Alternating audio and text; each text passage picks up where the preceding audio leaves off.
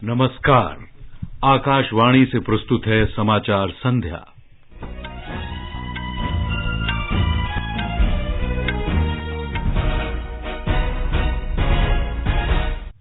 मुख्य समाचार।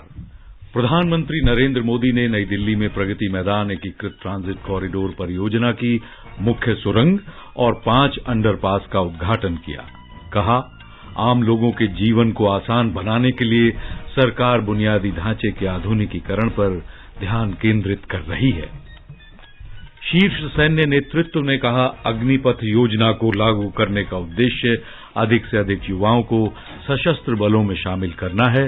वायुसेना में अग्निवीर भर्ती प्रक्रिया शुरू होगी 24 जून से।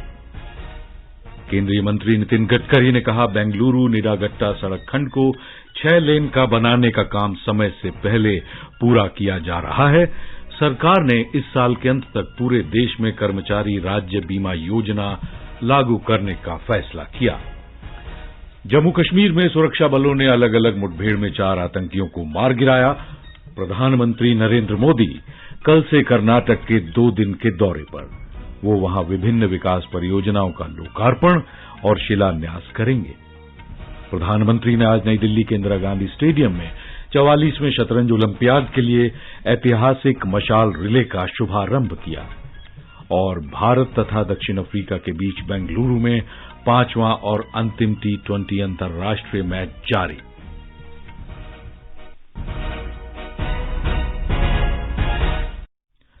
समाचार संध्या में निखिल कुमार के साथ मैं मुनीश शर्मा। प्रधानमंत्री नरेंद्र मोदी ने आज नई दिल्ली में प्रगति मैदान एकीकृत ट्रांजिट कॉरिडोर परियोजना की मुख्य सुरंग और 5 अंडरपास का उद्घाटन किया। ये परियोजना 920 करोड़ रुपए से अधिक की लागत से तैयार हुई है। इसका उद्देश्य प्रगति मैदान में विकसित की जा रही नई विश्व स्तरीय प्रदर्शनी स्थली और कन्वेंशन सेंटर तक पहुंच को और सुगम बनाना है। इस अवसर पर श्री मोदी ने कहा कि ये सुरंग 21वीं सदी की जरूरतों के अनुसार प्रगति मैदान को बदलने के अभियान का एक हिस्सा है। उन्होंने इस परियोजना को सरकार की ओर से दिल्ली की जनता के लिए एक बड़ा तोहफा बताया। उन्होंने परियोजना को पूरा करने के लिए न्यू इंडिया की नई कार्य संस्कृति और श्रमिकों तथा अभियंताओं को श्रेय दिया। इतने कम समय में इस इंटीग्रेटेड ट्रांजिट कॉरिडोर को तैयार करना जरा भी आसान नहीं था।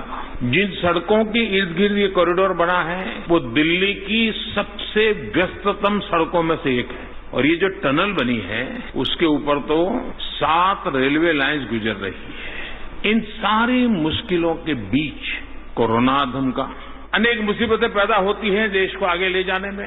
इस प्रोजेक्ट को भी वैसी कठिनाइयों से गुजरना पड़ा, लेकिन ये नया भारत है। समस्याओं का समाधान भी करता है, नए संकल्प भी लेता है और उन संकल्पों को सिद्ध करने के लिए अहरनिश प्रयास करता है। प्रधानमंत्री ने कहा कि दिल्ली दुनिया की सबसे अच्छी राजधानियों में से एक है जो देश के अन्य हिस्सों से बहुत अच्छी तरह से जुड़ी हुई है। उन्होंने कहा कि पिछले 8 वर्षों में सरकार ने दिल्ली एनसीआर की समस्याओं के समाधान के लिए अभूतपूर्व कदम उठाए हैं। दिल्ली एनसीआर में मेट्रो सेवा का विस्तार 193 किलोमीटर से बढ़कर 400 किलोमीटर हो चुका है। श्री मोदी ने लोगों से मेट्रो और सार्वजनिक परिवहन का इस्तेमाल करने की आदत डालने को कहा। बीते 8 सालों में दिल्ली एनसीआर में मेट्रो सेवा का दायरा 193 किलोमीटर से करीब 400 किलोमीटर तक पहुंच चुका है, डबल से भी ज्यादा। अगर कुछ नागरिक व्रत ले लें कि मैं कम से कम 10% मेरा जो ट्रैवलिंग के लिए व्हीकल का उपयोग करता हूं, मैं 10% मेट्रो का उपयोग करूंगा। हो सकता है मेट्रो पे थोड़ा भीड़ बढ़ेगी, लेकिन इतना छोटा सा कर्तव्य भी हमारे दिल्ली की जिंदगी को कितनी मदद कर सकता है और एक नागरिक के साथ एक कर्तव्य भाव का आनंद कितना मिल सकता है, वो भी एक अनुभव का विषय है। प्रधानमंत्री ने कहा कि देश पीएम गतिशक्ति राष्ट्रीय मास्टर प्लान के विजन के जरिए मल्टी मॉडल कनेक्टिविटी बना रहा है। उन्होंने कहा कि पीएम गतिशक्ति सबका विश्वास और सबका प्रयास का एक माध्यम है। उन्होंने इस बात पर जोर दिया कि पहली बार सरकार इतने बड़े पैमाने पर शहरी नियोजन को महत्व दे रही है। श्री मोदी ने कहा कि शहरी गरीबों से लेकर मध्यम वर्ग तक सभी को बेहतर सुविधाएं देने का काम किया जा रहा है। बीते 8 साल में 1,70,00,000 से ज्यादा शहरी गरीबों को पक्के घर देना सुनिश्चित हुआ है। मध्यम वर्ग के लाखों परिवारों को भी उनके घर के लिए मदद की गई है। शहरों में अगर आधुनिक पब्लिक ट्रांसपोर्ट पर फोकस किया जा रहा है तो सीएनजी आधारित मोबिलिटी, इलेक्ट्रिक मोबिलिटी के इंफ्रास्ट्रक्चर भी उतना ही अधिक फोकस कर रहे हैं। देश के शीर्ष सैन्य नेतृत्व ने कहा है कि अग्निपथ योजना को वापस लेने का कोई सवाल ही नहीं है। नई दिल्ली में आज संवाददाता सम्मेलन में उन्होंने अग्निपथ योजना पर हो रही हिंसा की निंदा की। उन्होंने कहा कि उत्पात मचाने वाले लोग सेना का हिस्सा नहीं बन सकते। रक्षा मंत्रालय के सैन्य मामलों के विभाग में अपर सचिव लेफ्टिनेंट जनरल अनिल पुरी ने कहा कि अग्निपथ योजना को लागू करने के पीछे मुख्य उद्देश्य अधिक से अधिक युवाओं को सेना में भर्ती करना है। हमारे को यूथफुल प्रोफाइल चाहिए, बिकॉज आप सबको मालूम है 2030 के अंदर हमारे देश के अंदर 50% पीपल 25 साल की उम्र से कम होंगे। नो यूथ हम सबको मालूम है रिस्क ज्यादा लेता है, उसके अंदर जुनून ज्यादा है, जज्बा ज्यादा है। इस जुनून जज्बा को कैप्चर करना जरूरी है। हम चाहते थे कि ये यूथफुल प्रोफाइल आने से जोश और होश का कंपोनेंट है ये तकरीबन बराबर हो जाए। जनरल पुरी ने कहा कि सेना में यह सुधार काफी समय से लंबित था।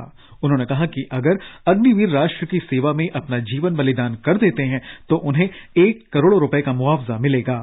जो आज जवान को पेड अलाउंसेस मिल रहे हैं वो अग्निवीर को ज्यादा मिलेंगे। जो 17 लाख के करीब है ये उसकी पे है।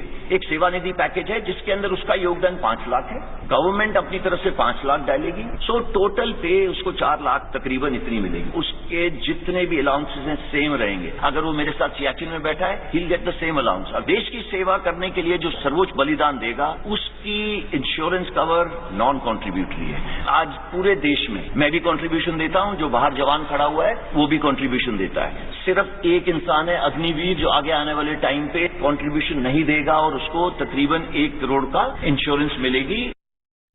एयर मार्शल सूरज झा ने कहा कि भारतीय वायुसेना में 24 जून से अग्निपथ योजना के तहत भर्ती शुरू हो जाएगी। ये एक ऑनलाइन सिस्टम है जो हमारा well established star examination system है। उसी के तहत ये नोटिफिकेशन और रजिस्ट्रेशन चालू होगी। इसके ठीक 1 महीने बाद 24 जुलाई से जो फेज 1 ऑनलाइन एग्जामिनेशन है उसकी प्रक्रिया शुरू हो जाएगी और दिसंबर के अंत तक हम पहले बैच अग्निवीर को एनरोल कर लेंगे और 30 दिसंबर से पहले बैच की ट्रेनिंग शुरू हो जाएगी। वाइस एडमिरल दिनेश त्रिपाठी ने कहा कि अग्निपथ योजना में महिला और पुरुष दोनों भर्ती हो सकते हैं। 21 नवंबर को हमारा फर्स्ट अग्निवीर हमारी जो बेसिक ट्रेनिंग इंस्टीट्यूशन है INS चिल्का उड़ीसा में वहां पर रिपोर्ट करना शुरू कर देगा। अग्निवीर जो हमारे आएंगे नेवी में वो जेंडर न्यूट्रल रहेंगे। तो विमेन अग्निवीर भी हम लोग ले रहे हैं और उसके लिए जो हमारी ट्रेनिंग करिकुलम है, जो इंफ्रास्ट्रक्चर मॉडिफिकेशन करना है वो काम ऑलरेडी शुरू हो चुका है। विज्ञान और प्रौद्योगिकी पृथ्वी विज्ञान राज्य मंत्री और प्रधानमंत्री कार्यालय में राज्य मंत्री डॉक्टर जितेंद्र सिंह ने कहा है कि अग्निपथ एक ऐसी योजना है जो देश के बेरोजगार युवाओं के लिए लाई गई है। अग्निपथ के द्वारा युवाओं को रोजगार का भी एक साधन रहेगा, देश सेवा का भी एक उनके पास विकल्प है। और जो भ्रम पैदा किया जा रहा है कि पिछली व्यवस्था को तहस-नहस किया जाएगा, ऐसा कुछ नहीं है। ये अपने में एक बहुत ही बढ़िया और दूरगामी योजना है जिसके तहत जो बिल्कुल बेरोजगार हमारे युवा हैं उनको 4 वर्ष तक अपनी सेवाएं देने का अवसर रहेगा। उसके उपरांत उनमें से कुछ एक मुस्तकिल तौर पर फौज में भर्ती रहेंगे। यदि नहीं रहते तो उनको दूसरे व्यवसायों में भी प्राथमिकता दी जाएगी। भारतीय जनता पार्टी ने अग्निपथ योजना के मुद्दे पर राजनीति करने को लेकर विपक्ष की कड़ी आलोचना की है। पार्टी प्रवक्ता समित पात्रा ने आज नई दिल्ली में पत्रकारों से बातचीत में कहा कि कांग्रेस का उद्देश्य सरकार गिराना है, इसलिए वो देश की सुरक्षा को लेकर राजनीति कर रही है। अभी प्रियंका वाड्रा जी को मैं सुन रहा था तथाकथित सत्याग्रह में, उन्होंने कहा है कि हमारा एक ही मकसद है और मैं युवाओं से अपील करती हूं कि वो एक ही मकसद के साथ काम करे और वो मकसद है सरकार को गिराना, सरकार को खत्म करना, लोगों को मिस इन्फॉर्म करना, बच्चों को गलतफहमी में डालना, संस्थाओं को भड़का करके इस प्रकार की आगजनी कराना, यह उचित नहीं है। On the issues of army, on the issues of recruitment, on the issues of safety of the country, on the issues of security of this country, we should all stand together, tall as Indians. सड़क परिवहन और राजमार्ग मंत्री नितिन गडकरी ने कहा है कि 21वीं सदी का भारत देश में दुनिया का सर्वोत्तम बुनियादी ढांचा निर्मित करने पर ध्यान केंद्रित कर रहा है। श्री गडकरी ने एक ट्वीट में कहा कि बेंगलुरु निडागट्टा सड़क खंड पर 6 लेन की परियोजना समय से पहले ही पूरी की जा रही है। ये सड़क पर्यटन और आर्थिक दृष्टि से काफी महत्वपूर्ण है, क्योंकि ये एशिया के सबसे बड़े रेशम बाजार बिडाडी, चेन्नापटना और रामानगरा से गुजरती है। ये सड़क देश के एकमात्र गिद्ध आरक्षित क्षेत्र तक पहुंच उपलब्ध कराएगी और श्रीरंगपट्टनम, मैसूरू, ऊटी, कुर्ग और केरल को जोड़ेगी। केंद्रीय मंत्री ने कहा कि एक बार जब ये योजना पूरी होगी तो इससे 3 घंटे की यात्रा केवल 90 मिनट में पूरी हो सकेगी। इससे ईंधन की खपत कम होगी और कार्बन उत्सर्जन भी घटेगा। सरकार ने कर्मचारी राज्य बीमा ईएसआई योजना को इस वर्ष के अंत तक पूरे देश में लागू करने का फैसला किया है। इस योजना के तहत डिस्पेंसरी, सह कार्यालय और आयुष्मान भारत प्रधानमंत्री जन आरोग्य योजना के अस्पतालों के सहयोग से चिकित्सा सेवाएं उपलब्ध कराई जाएंगी। ये फैसला श्रम और रोजगार मंत्री भूपेंद्र यादव की अध्यक्षता में आज ईएसआई निगम की बैठक में लिया गया। केंद्र शासित प्रदेश जम्मू कश्मीर में सुरक्षा बलों के संयुक्त दल ने 4 आतंकियों को मार गिराया है। कुपवाड़ा जिले के लोलाब इलाके में और कुलगाम जिले के डीएचपोरा क्षेत्र में हुई अलग अलग मुठभेड़ों में ये आतंकी मारे गए। इनमें से एक लश्कर-ए-तैयबा गुट से संबंधित था। दोनों ही स्थानों पर अभियान जारी है। ब्यौरे की अभी प्रतीक्षा है। ये समाचार हमारी वेबसाइट newsonair.com/hindi और हमारे mobile app news on AIR पर भी उपलब्ध हैं। बनना चाहते हैं देश की शान, भरना चाहते हैं एक ऊंची उड़ान, तो शामिल हो जाइए भारतीय वायुसेना में और करिए देश की रक्षा। भारतीय वायुसेना आयोजित कर रहे हैं एफकैट एग्जाम, जिसमें शामिल होकर आप भी बन सकते हैं देश का गौरव। आज ही लॉग इन कीजिए careerindianairforce.cdac.in। पंजीकरण का समय 1 से 30 जून। समाचार संध्या में आपका फिर स्वागत है। आगे बढ़ने से पहले मुख्य समाचारों पर एक नजर। प्रधानमंत्री नरेंद्र मोदी ने नई दिल्ली में प्रगति मैदान एकीकृत ट्रांजिट कॉरिडोर परियोजना की मुख्य सुरंग और 5 अंडरपास का उद्घाटन किया। कहा, आम लोगों के जीवन को आसान बनाने के लिए सरकार बुनियादी ढांचे के आधुनिकीकरण पर ध्यान केंद्रित कर रही है। शीर्ष सैन्य नेतृत्व ने कहा, अग्निपथ योजना को लागू करने का उद्देश्य अधिक से अधिक युवाओं को सशस्त्र बलों में शामिल करना है। वायुसेना में अग्निवीर भर्ती प्रक्रिया 24 जून से शुरू होगी। केंद्रीय मंत्री नितिन गडकरी ने कहा, बेंगलुरु निडागट्टा सड़क खंड को 6 लेन का बनाने का काम समय से पहले पूरा किया जा रहा है। सरकार ने इस साल के अंत तक पूरे देश में कर्मचारी राज्य बीमा योजना लागू करने का फैसला किया। जम्मू कश्मीर में सुरक्षा बलों ने अलग अलग मुठभेड़ में 4 आतंकियों को मार गिराया। प्रधानमंत्री नरेंद्र मोदी कल से कर्नाटक के 2 दिन के दौरे पर रहेंगे। वे वहां विभिन्न विकास परियोजनाओं का लोकार्पण और शिलान्यास करेंगे। प्रधानमंत्री ने आज नई दिल्ली के इंदिरा गांधी स्टेडियम में 44वें शतरंज ओलंपियाड के लिए ऐतिहासिक मशाल रिले का शुभारंभ किया और भारत और दक्षिण अफ्रीका के बीच बेंगलुरु में 5वां और अंतिम 2020 अंतर्राष्ट्रीय मैच जारी। कंपटीशन की अगर आप कर रहे हैं तैयारी, तो उनके लिए ऑल इंडिया रेडियो पर हम लाए हैं अभ्यास, एक ऐसा कार्यक्रम जिसमें आप पूछेंगे सवाल व्हाट्सएप नंबर 9289094044 पर या फिर ईमेल करेंगे abhyas.airnews@gmail.com पर और हमारे विशेषज्ञ देंगे इसका जवाब। इस बार का विषय है इंटरनल सिक्योरिटी और सवाल भेजने की अंतिम तारीख है 22 जून। आपका अभ्यास हमारा प्रयास।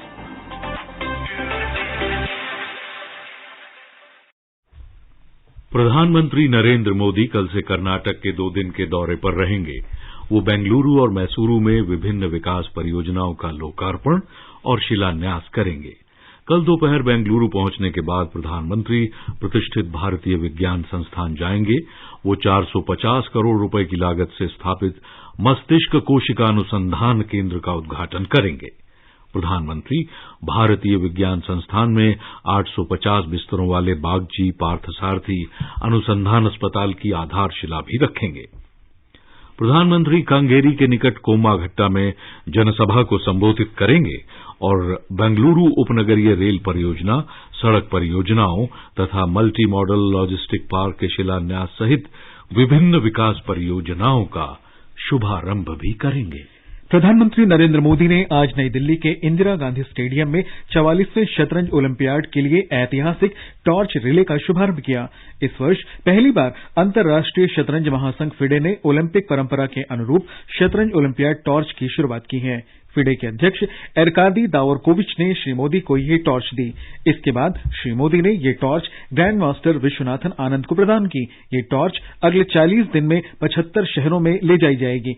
इस टॉर्च का अंतिम गंतव्य स्थल चेन्नई के निकट महाबलीपुरम होगा। प्रत्येक स्थान पर संबंधित राज्य का शतरंज ग्रैंड मास्टर इस टॉर्च को लेगा। 44वां शतरंज ओलंपियाड 28 जुलाई से 10 अगस्त तक चेन्नई में आयोजित होगा।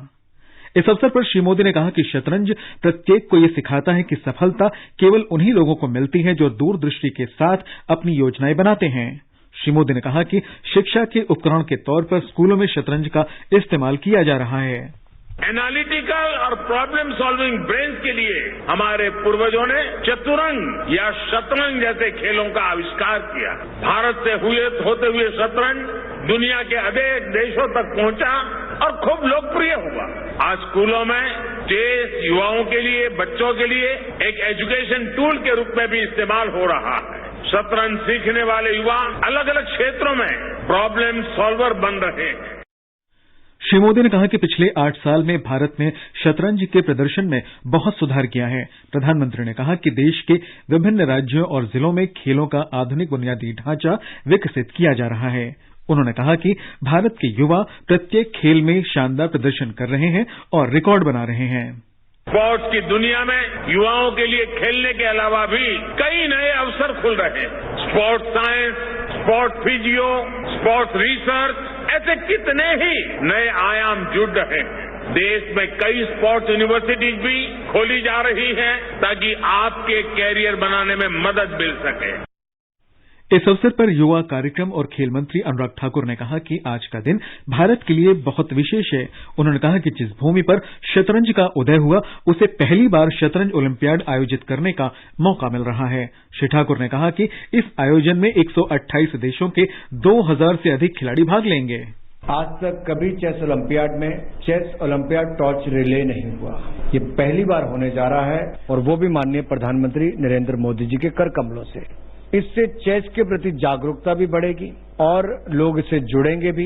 तो खेलो चेस अभियान को हम आगे बढ़ाने का काम करेंगे ताकि जन जागरण भी इससे हो सके, लोग जुड़ भी पाएं और चेस ओलंपियाड को लेकर जागरूकता भी हो।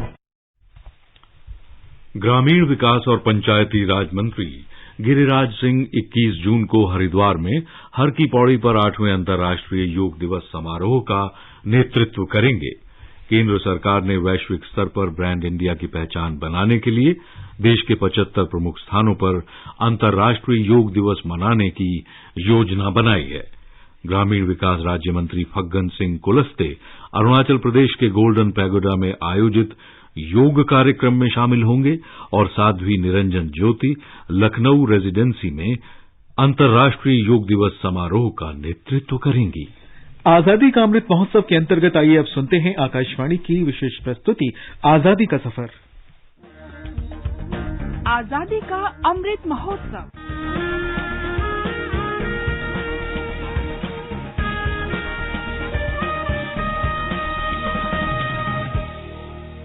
आजादी का सफर आकाशवाणी के साथ एक राष्ट्र का उदय। भारत का गौरवशाली स्वतंत्रता संग्राम आधुनिक विश्व के अब तक के सबसे बड़े संघर्षों में से एक है। आकाशवाणी समाचार आपके लिए प्रतिदिन इस संग्राम की एक झलक लेकर आता है।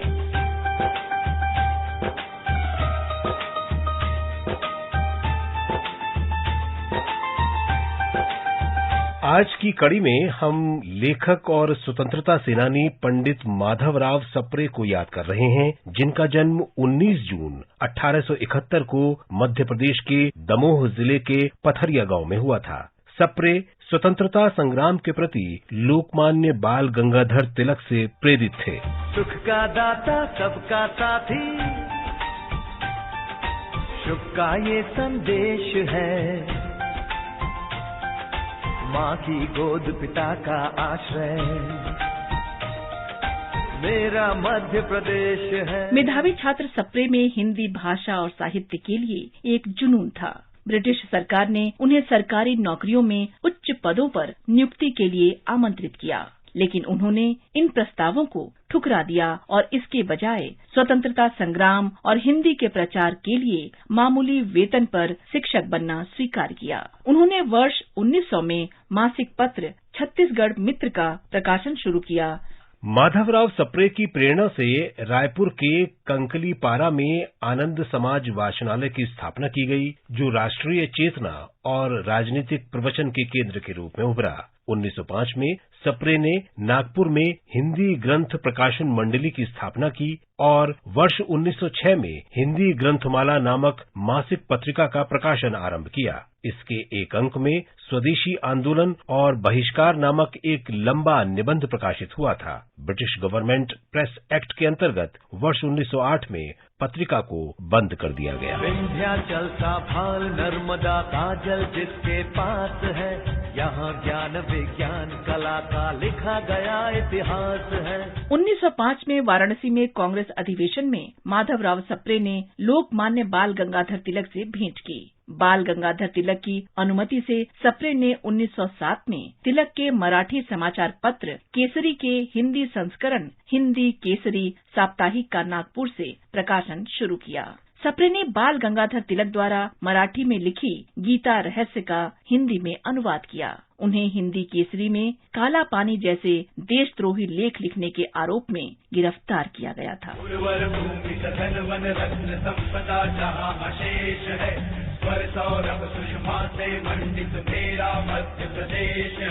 माधवराव सप्रे अस्पृश्यता को एक सामाजिक कलंक मानते थे। वे बालिका शिक्षा और महिला स्वतंत्रता के प्रबल समर्थक थे। वर्ष 1912 में उन्होंने रायपुर में जानकी देवी कन्या पाठशाला की स्थापना की। 1921 में गांधी जी के आह्वान पर उन्होंने रायपुर में राष्ट्रीय विद्यालय और अनाथालय की स्थापना की।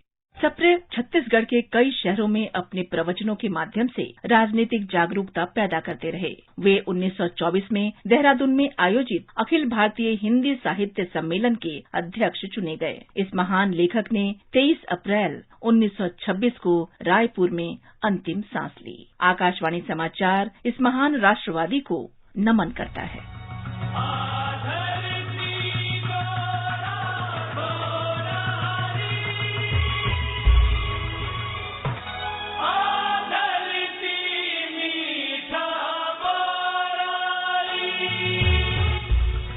आज हम गांधीवादी राष्ट्रवादी नानाभाई खांट को भी याद करते हैं, जो 19 जून 1947 को शहीद हो गए थे। राजस्थान के डूंगरपुर के निवासी नानाभाई खांट एक लोकप्रिय भील नेता थे और रास्तापाल में भील स्कूल की देखभाल के लिए एक गांधीवादी संस्था डूंगर सेवा संघ चलाते थे। डूंगरपुर के अत्याचारी शासक महारावल ने डूंगरपुर सेवा संघ का विरोध किया और विद्यालय को बंद करने का आदेश दिया। 19 जून 1947 को पुलिस अधीक्षक और उनकी टीम गांव पहुंची और नाना भाई तथा मास्टर सेंगा भाई को विद्यालय बंद करने का आदेश दिया। इस आदेश का पालन करने से इनकार करने पर पुलिस ने सेंगा भाई को पीटना शुरू कर दिया। वे उन्हें स्कूल की इमारत से बाहर खींच कर ले गए और रस्सी से पुलिस के ट्रक के साथ बांध दिया। नाना भाई ने सेंगा भाई की जान बचाने के लिए चलते ट्रक का पीछा किया। पुलिस कर्मियों ने नाना भाई को इतनी बुरी तरह से पीटा कि उनकी मौके पर ही मृत्यु हो गई। आकाशवाणी समाचार इस महान राष्ट्रवादी को नमन करता है।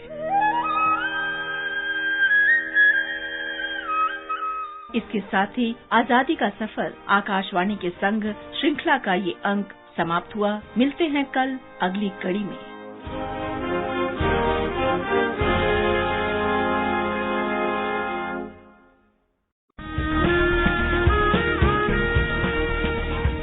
आजादी के 75 वर्षों का पर्व अमृत महोत्सव के पावन अवसर पर आकाशवाणी समाचार लेकर आया है अमृत महोत्सव क्विज। आप भी इस क्विज का हिस्सा बन सकते हैं। हमारे समाचार बुलेटिनों में पूछे गए स्वतंत्रता आंदोलन से जुड़े प्रश्नों का जवाब देकर। आपसे ये सवाल प्रत्येक सोमवार और मंगलवार को सुबह 8 बजे प्रसारित होने वाले बुलेटिन समाचार प्रभात में पूछे जाएंगे। श्रोता ईमेल अमृत महोत्सव quiz@prasarbharati.gov.in पर अपने जवाब भेज सकते हैं। आप अपने जवाब व्हाट्सएप नंबर 8826546262 पर भी भेज सकते हैं। विजेता का चुनाव सही जवाबों में से लकी ड्रॉ के माध्यम से होगा और इसकी घोषणा अगले दिन इसी बुलेटिन में की जाएगी। विजेता को प्रमाण पत्र के साथ एक उपहार भी दिया जाएगा। साथ ही विजेता का नाम हमारे ट्विटर हैंडल पर भी फ्लैश होगा। तो आइए मनाएं आजादी के 75 वर्षों का पर्व अमृत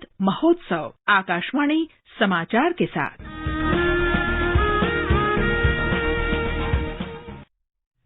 ये समाचार आकाशवाणी से प्रसारित किए जा रहे हैं। ताज़ा समाचार जानने के लिए आप हमारे Twitter handle @AIR News Hindi को फॉलो कर सकते हैं।